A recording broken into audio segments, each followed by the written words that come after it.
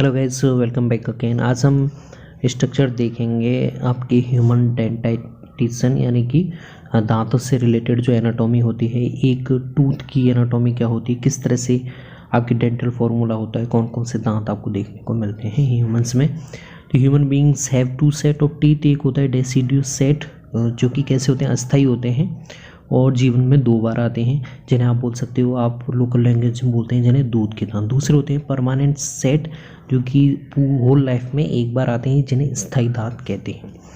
ठीक है, अब देखें डेंटिशन में आपको 4 टाइप के आपको दांतों का प्रकार देखने को मिल सकता है, इसीलिए इन्हें बोलते हैं हेटेरोडोंट, यानी कि चारों जो टीथ हैं उनका अलग अलग वर्क होता है, इसीलिए इन्हें हेटेरोडोंट बोलते हैं, विषम दंती, क्योंकि सभी दांतों का वर्क है वो यहाँ पे अलग अलग है। अगर सभी में एक जैसा मिलता है तो उन्हें बोलते हैं होमोडोंट।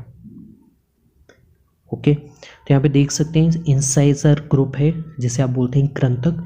ये होते हैं लंबे छेनी के समान होते हैं, ठीक इस तरह से, और ये भोजन को कुतरने का काम करते हैं। जो आपकी गिलहरी वगैरह होती है उनमें देखने को मिलते हैं। जबकि हाथी में बात करें, जो टस्क नुमा बड़ा सा जो दांत देखते हैं आप, जिसकी तस्करी होती है, वो ऊपर वाले इंसाइजर होते हैं, उन दांतों का रूपांतरण होता है और ये सुरक्षात्मक प्रकृति वहाँ पे दिखाते हैं। ठीक है, दूसरे होते हैं कैनाइन ग्रुप। ठीक है, दूसरे कौन से हैं, कैनाइन ग्रुप। कैनाइन ग्रुप कैसे होते हैं, एक तरह से नुकीले बिंदुनुमा आकृति में होते हैं और इनका काम होता है भोजन को चीरने फाड़ने का काम। बेसिकली जो कार्निवोरस होते हैं, आपकी जो मांसाहारी जंतु होते हैं, उनमें ये होस्ट डेवलप होते हैं। ठीक है, ओके, अब आते हैं थर्ड टाइप, प्रीमोलर टाइप, जिसे बोलते हैं आप, इन्हें बोलते हैं हिंदी में रदनक, फर्स्ट वालों को बोलते हैं कृंतक, इन्हें बोलते हैं प्रीमोलर को अग्रचवर्णक, और इन्हें बोलते हैं चवर्णक। ठीक है, इंग्लिश में याद रखना अच्छा रहेगा। ठीक है, प्रीमोलर कैसे होते हैं, ये भोजन को चबाने के लिए काम आते हैं, लेकिन ये आकार में कैसे होते हैं, तिकोने होते हैं इस तरह से। ठीक है, जबकि मोलर वाले होते हैं वो आकार में चौकोर होते हैं इस तरह से। ठीक है, ओके,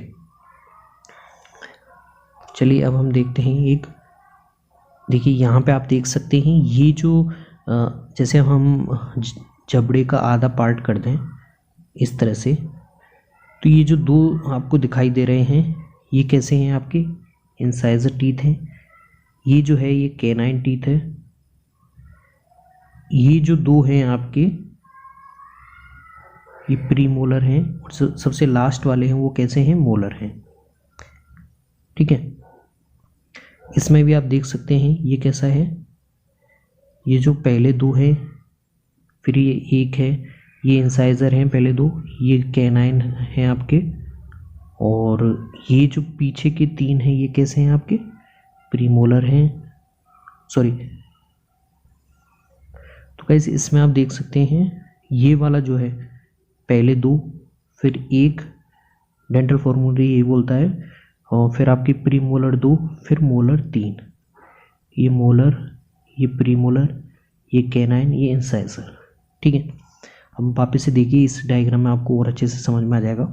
ऊपर वाला जो जबड़ा होता है उसे हम बोल रहे हैं मैक्सिलरी डेंटल आर्च, जबकि नीचे वाले जबड़े को बोल रहे हैं मैंडिबुलर डेंटल आर्च। ठीक है, तो एंटीरियर टीथ कौन कौन से होते हैं आपके, इंसाइजर और कैनाइन, यानी कि कृंतक और रदनक अग्र दांत होते हैं, और यहाँ पे देख सकते हो ये इंसाइजर है। ठीक है, अगर हम इस तरह से डिवाइड कर देते हैं, ठीक है, तो ये आगे का टीथ इंसाइजर है।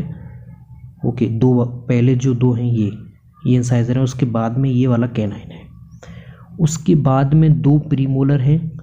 प्रीमोलर और मोलर टीथ ये पोस्टीरियर टीथ में आते हैं, और प्रीमोलर में आपके कितने हैं, 2 हैं, और मोलर में आपके 3 टीथ देख रहे हैं। इसी तरह से नीचे वाला है उसे बोलते हैं मैंडिबुलर डेंटल आर्क, इसमें भी एंटीरियर टीथ आपको देखने को मिलेंगे, इंसाइजर 2, कैनाइन 1, प्रीमोलर 2, मोलर 3। ठीक है, तो ये कितने हो गए, ये हो गए 8, इधर भी 8, तो एक नीचे वाले जबड़े में कितने हो गए, 16, और ऊपर वाले जबड़े में 16। इस तरह से एक वयस्क मनुष्य में 32 दांत होते हैं। देखिए डेसिडुअस डेंटल फॉर्मूला है, यानी कि एक बच्चों में बात करें जिसमें प्री मोलर्स नहीं आते हैं, यानी कि अग्र चर्वणक नहीं आते हैं जो कि भोजन को चबाने का काम करते हैं, वो बच्चों में नहीं होते हैं। तो उनमें फॉर्मूला होता है incisor 2, canine 1, molar 2, pre molar वहाँ पे एब्सेंट होता है। तो ये किसका है, जबड़े के जैसे निचले वाला जबड़ा ले रहे हैं तो उसका एक पार्ट है, इसीलिए हमने इसे 2 बार करना है, तो हमें एक नीचे वाले जबड़े का आ जाएगा। तो ये 10 है, यानी कि 20 होते हैं एक बच्चे में 20 दांत आपको देखने को मिलेंगे। जबकि अगर परमानेंट डेंटल फॉर्मूला देखें तो आपको देखने को मिलेगा 21, 23।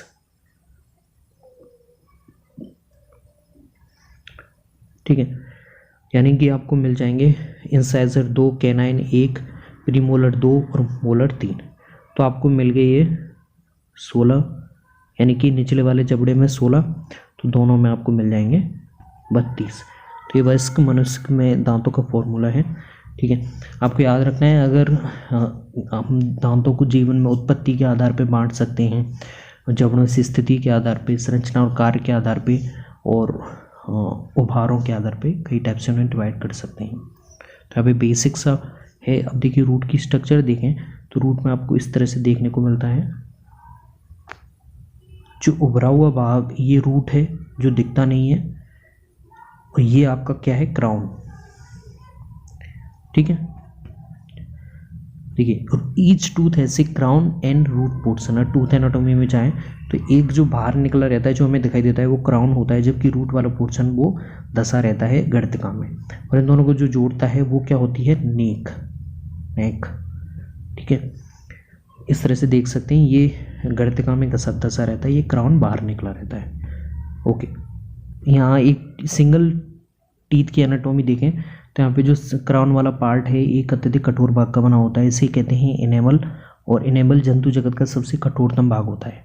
इनेमल से नीचे आप देख सकते हैं डेंटिन है, ये जो आपको दिख रहा है मोस्ट पार्ट होता है, डेंटिन बनाता है।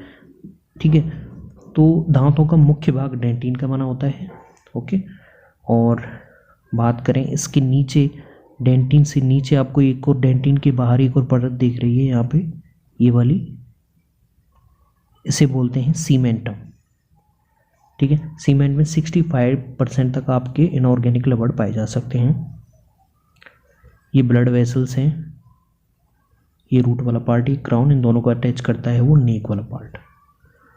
ओके, तो डेंटिन के नीचे एक और मेन इंपॉर्टेंट थिंग है, डेंटिन के नीचे एक सजीव कोशिकाओं का स्तर पाया जाता है जिसे बोलते हैं ओडेंटोब्लास्ट सेल्स। ठीक है,